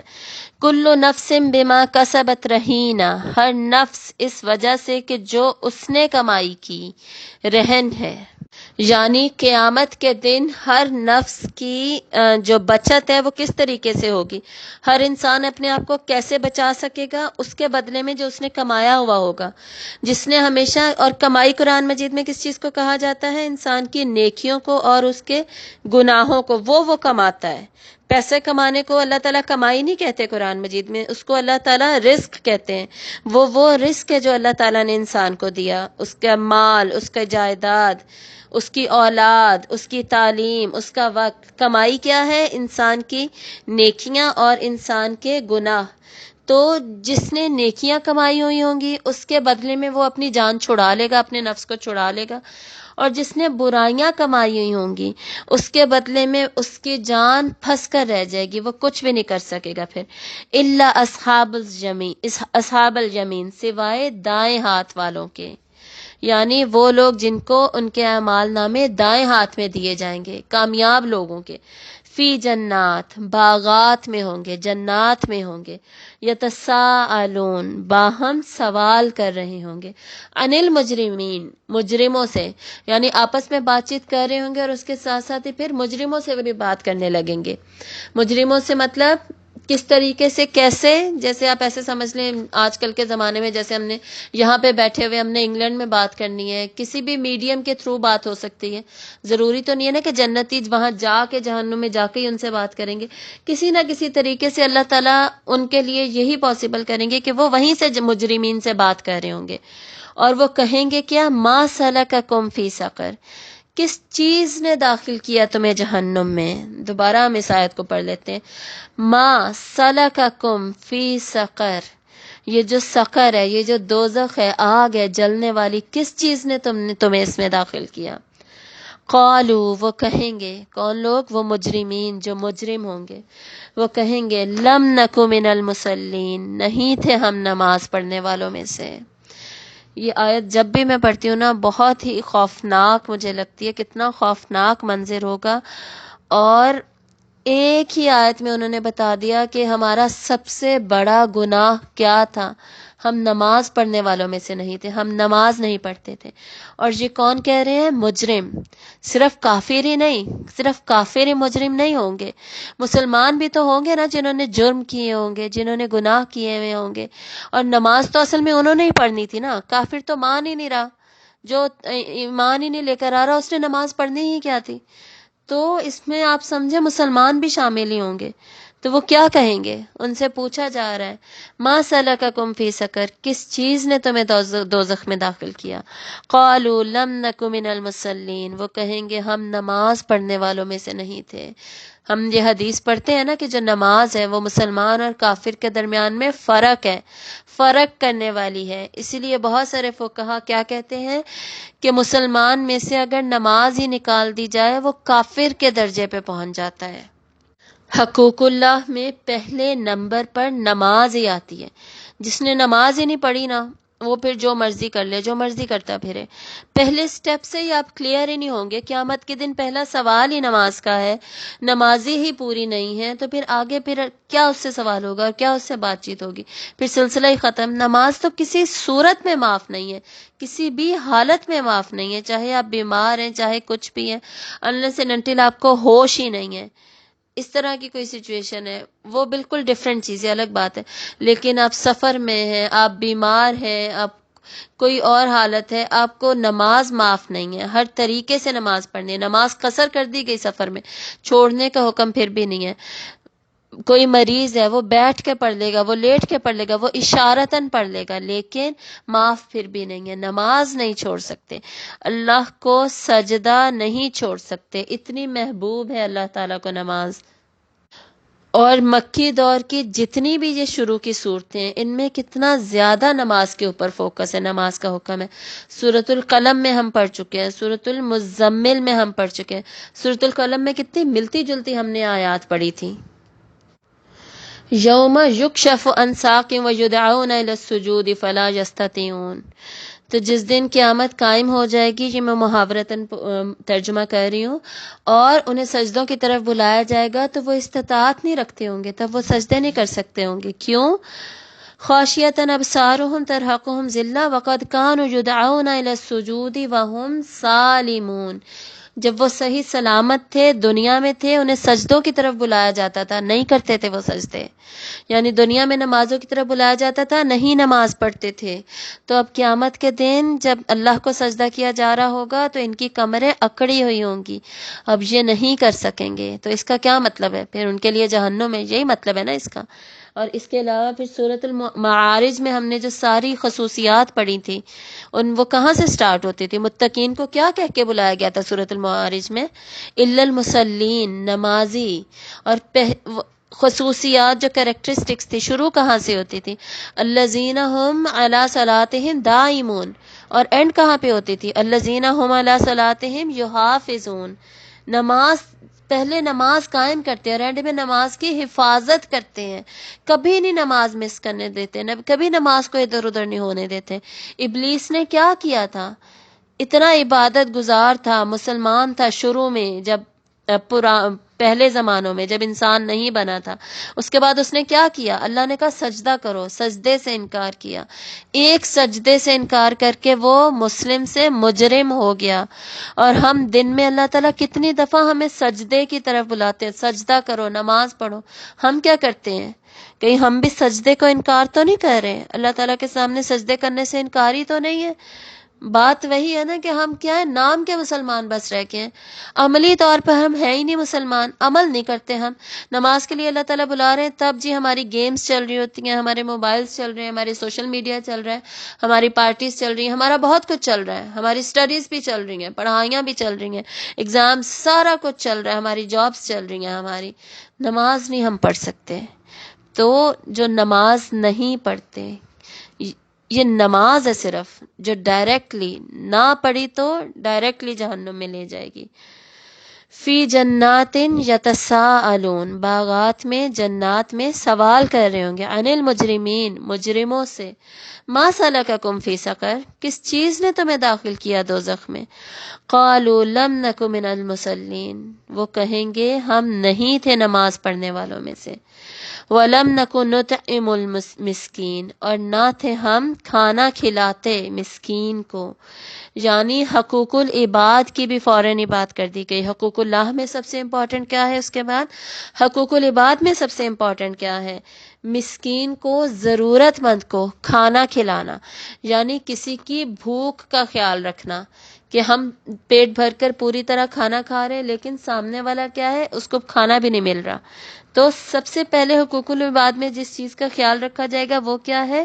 کھانا کھلانا۔ اور یہ بھی ہم دیکھ چکے ہیں کہ یہ جو کھانا کھلانا ہے اور نماز پڑھنا، یہ دونوں اکٹھے کتنی جگہ پر آ چکے ہیں۔ سورۃ الماعون تو تقریباً سب کو آتی ہوگی، ارائیت الذی یکذب بالدین، اس کو تفصیل سے، اس کو ذرا دھیان سے اس کے ترجمے کے ساتھ پڑھیے گا، یہ دونوں چیزیں اس میں آتی ہیں، نماز بھی اور مسکین کو کھانا کھلانا بھی۔ پھر سورۃ المعارج میں، پھر سورۃ المزمل میں، پھر سورۃ الفجر میں، یعنی جتنی بھی سٹارٹ کی صورتیں تھیں ان سب میں حقوق اللہ اور حقوق العباد میں سے جس چیز پر فوکس کیا گیا ہے اس میں یہ دو چیزیں ہیں، نماز اور مسکین کو، ضرورت مند کو کھانا کھلانا۔ وَكُنَّا نَخُوضُ مَعَ الْخَائِضِينَ، اور تھے ہم بحث کرتے ساتھ بحث کرنے والوں کے، یعنی ہم انہی بحث مباحثوں میں ہی پڑے رہے، کھیل تماشوں میں ہی پڑے رہے، ہم نے کبھی ان باتوں کو سیریس ہی نہیں لیا، کسی بھی چیز کو، زندگی کو ایک مذاق ہی بنائے رکھا، نہ اپنے مقصد کو پہچانا اور نہ ہی کبھی ہم نے انجام کے بارے میں سوچا۔ وَكُنَّا نُكَذِّبُ بِيَوْمِ الدِّينِ، اور ہم بدلے کے دن کو بھی جھٹلاتے رہے، یعنی اسی کھیل مذاق میں، ایویں مذاق اڑانے میں اور اسی میں نان سیریس ایٹیٹیوڈ میں ہم قیامت کو بھی جھٹلاتے رہے، اس کو بھی نہیں ایکسیپٹ کیا، بس ایسے ہی جی یہ کیا ہے، یہ تو نہیں آئے گی، ایویں لوگ باتیں کرتے رہتے ہیں، اس طرح کی ساری چیزیں، اس کو بھی ہم اپنی بیوقوفی میں جھٹلاتے ہی رہے۔ حتی اتانا الیقین، جہاں تک کہ آ گئی ہمارے پاس یقینی چیز۔ کون سی یقینی چیز؟ موت۔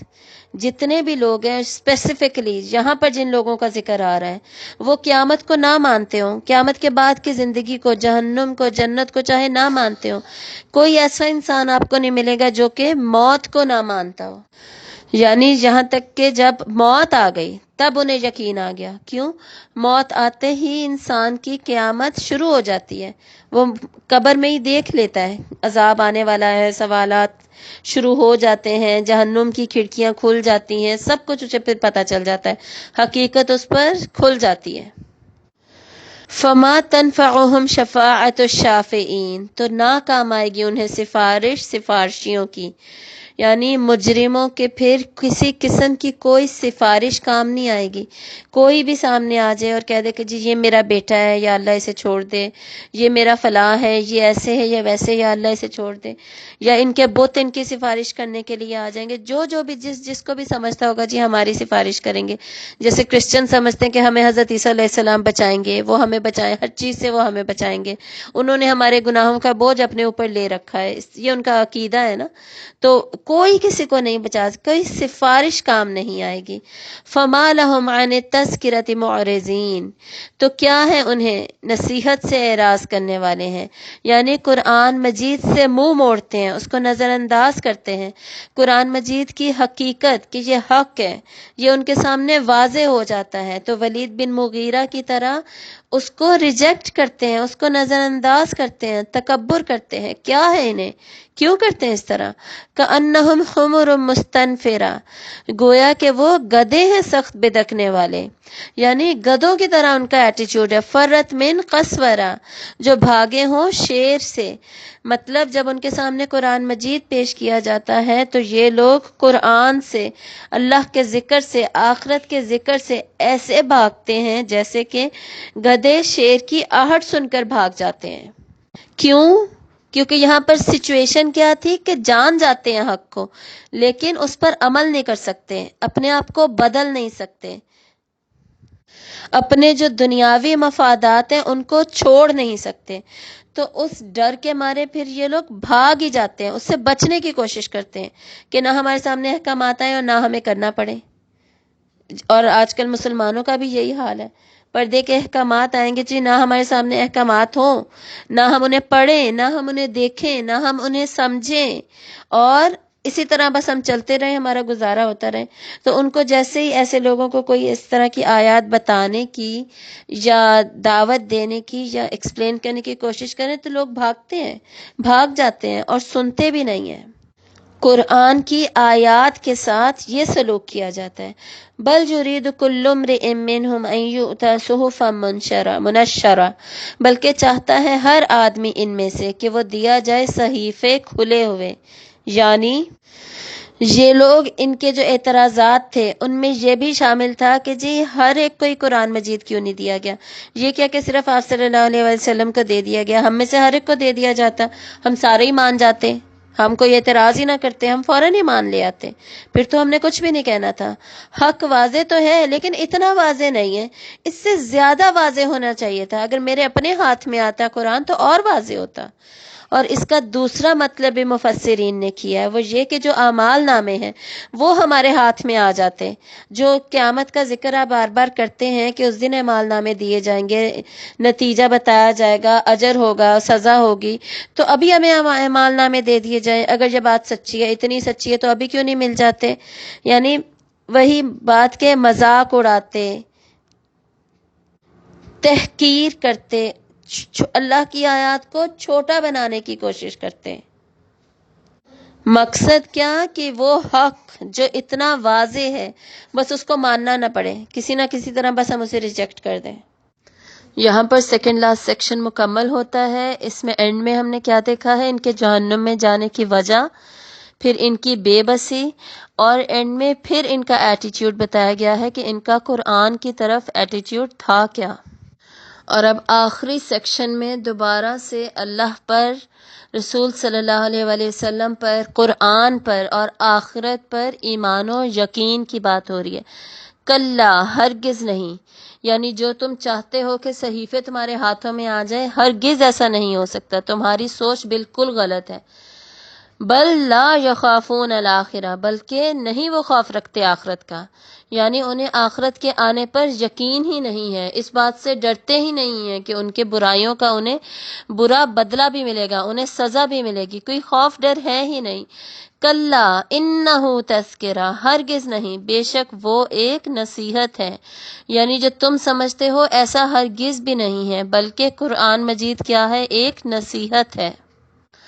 فمن شاء ذکرہ، بس جو کوئی چاہے نصیحت اس سے حاصل کر لے۔